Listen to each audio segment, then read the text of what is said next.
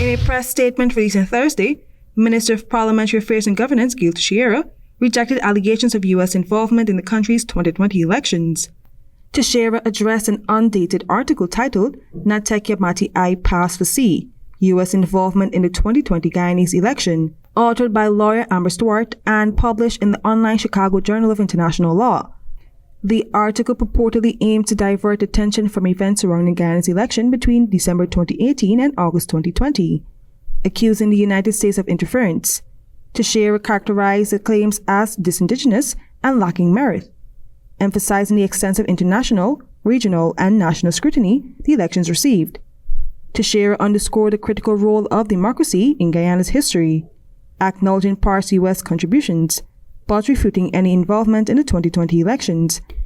She criticized the article's construction, labeling it as factual flawed and based on manufactured information. The minister highlighted the constitutional crisis triggered by the failure to adhere to a 3-month deadline for elections after a successful no-confidence motion in December 2018. Despite legal challenges and international pressure, elections were delayed for over 14 months, indicative of what Teixeira termed executive lawlessness and abuse of power. Teixeira cited various electoral observer missions and international bodies, including the Commonwealth Electoral Observer Mission, the OAS Electoral Observer Mission.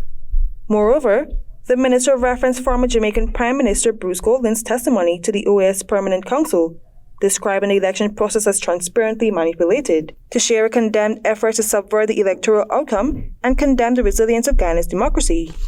In addition to highlighting the systemic efforts to uphold democracy in Guyana, Minister Teixeira emphasized the necessity of international intervention as a response to unconstitutional actions by former government and senior officials of the Guyana Elections Commission, GECOM, like Chief Elections Officer Keith Lowenfield and the Deputy Chief Elections Officer Roxanne Myers, Returning Officer Clement Mingo, who were charged with election fraud, and the case is expected to finally be allowed to proceed in July 2024. She added that the announcement of sanctions by the U.S. State Department was portrayed as a safeguard against anti-democratic practices, rather than interference in Guyana's electoral affairs.